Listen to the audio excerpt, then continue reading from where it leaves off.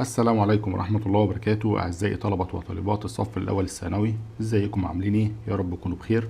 أنا مستر محمد حسن، والنهاردة هنتكلم مع بعض في الدرس الثاني، أخلاقيات المعلومات. فاكرين في الدرس اللي فات اتكلمنا عن المعلومات ووسائل الإعلام. قلنا وقتها إن المعلومات مش بس مجرد بيانات، دي ليها قيمة وتأثير كبير على قراراتنا.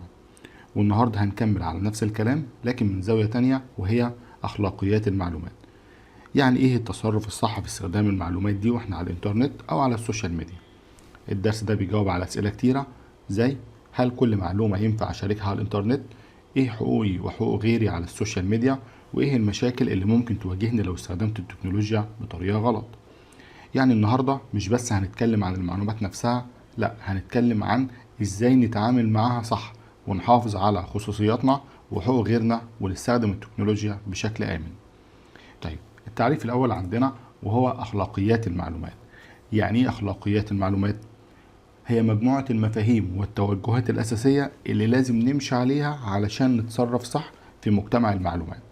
يعني حتى لو القانون مش واضح في موضوع معين، الأخلاق هي اللي بتحدد الصح والغلط. في نقاط مهمة جدا لازم ناخد بالنا منها ونراعيها لما ننشر أي معلومة على الإنترنت. أول حاجة إن المعلومات الموجودة على الإنترنت بمجرد ما بيتم نشرها بيكون صعب إنها تختفي أو يتم محوها. طيب، الحاجة التانية إننا ما ينفعش نعمل مشاركة لصورة أو مقطع فيديو أو أي حاجة ظاهر فيها شخص تاني من غير ما أرجع ليه الأول وآخد إذن بالنشر، حتى لو أنا في الصورة دي. يعني لو هنفترض إن في فيديو أو في صورة وإحنا الاتنين أنا وحد تاني في الفيديو أو الصورة، مش مسموح ليا إن أنا أنشرها غير لما أرجع له الأول طالما هو ظاهر في الحاجة دي. يبقى الحاجة الأولى إن المعلومات بتنتشر بسهولة وبيكون صعب إنها تختفي. الحاجة التانية إن أنا ما ينفعش أشارك صورة أو أشارك مقطع فيديو ظاهر فيه حد تاني أو يخص حد تاني من غير ما أخد موافقة مسبقة منه. الحاجة التالتة المعلومات الشخصية، دي معلومات تخص حد تاني، فمش مسموح إن أنا أعمل مشاركة أو أبعت البيانات بتاعة شخص لشخص تاني أو جهة تانية.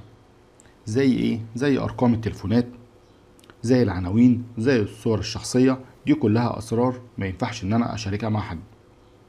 كمان ما ينفعش أنشر صورة أو فيديوهات عليها حقوق مؤلف كوبي رايت، زي إن أنا أحمل فيلم عليه حقوق نشر وأرفعه على اليوتيوب أو أي بلاتفورم تانية. لازم أخد إذن من صاحب الحاجة نفسها. كمان لا يجب عليك انتهاك خصوصية الآخرين، يعني لازم تحافظ على خصوصيتك وخصوصية غيرك، ما تنشرش أي حاجة ممكن تكون سبب في ضرر شخص تاني. النقطة اللي بعدها لا يجب عليك نشر تعليقات تشهير بالآخرين أو الانخراط في التنمر الإلكتروني. يعني يا مستر محمد التنمر الإلكتروني معناه هو إن حد بيستخدم الإنترنت علشان يضايق أو يسيء لشخص تاني بالكلام أو الصور أو الفيديوهات. زي إيه؟ زي كتابة تعليقات مسيئة أو نشر صور محرجة لشخص تاني. عندنا حاجة اسمها العلامة الجغرافية، دي عبارة عن البيانات اللي بتوضح مكانك لما تنزل صورة أو فيديو. زي مثلا لما تنشر صورة على الفيسبوك وتسيب المكان مفعل، أي حد ممكن يعرف انت فين بالظبط، وده خطر على خصوصيتك. خلي بالك كويس جدا انك لو مشغل العلامة الجغرافية ممكن تتعرض لخطر تحديد موقع أو مكان بيتك بناء على الموقع اللي اتصورت فيه الصورة. المعلومات المضللة والشائعات، دي عبارة عن معلومات كاذبة أو شائعات بيتم نشرها على الإنترنت بدون أساس وبيتم نشرها بشكل متعمد. زي إيه؟ زي مثلا حد بينشر خبر عن منتج أو شخص مشهور والمعلومات دي غير صحيحة. تاني حاجة هنتكلم عنها المشاكل اللي ممكن تحصل مع الهواتف الذكية ووسائل التواصل الاجتماعي. أولا، وسائل التواصل الاجتماعي باختصار هي منصات بتخليك تتواصل مع ناس تانية بسهولة على شبكة الإنترنت. من المشاكل اللي ممكن تحصل بسبب الهواتف الذكية ووسائل التواصل الاجتماعي، أول حاجة إدمان الإنترنت. طيب، معناها إيه إدمان الإنترنت؟ إن الشخص بيقضي وقت طويل جدا على الإنترنت لدرجة بتعطل حياته اليومية. مثلا حد ما بيفصلش من الموبايل طول اليوم حتى وقت الأكل أو المذاكرة.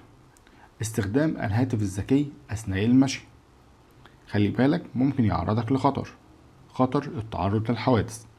على سبيل المثال، حد ماشي في الشارع بيكتب رسالة واتساب ومش واخد باله من العربيات، فوارد جدا أو احتمال إنه يتعرض لحادث، احتمال كبير. الجريمة الإلكترونية دي معناها استخدام الكمبيوتر أو الإنترنت في أعمال غير قانونية.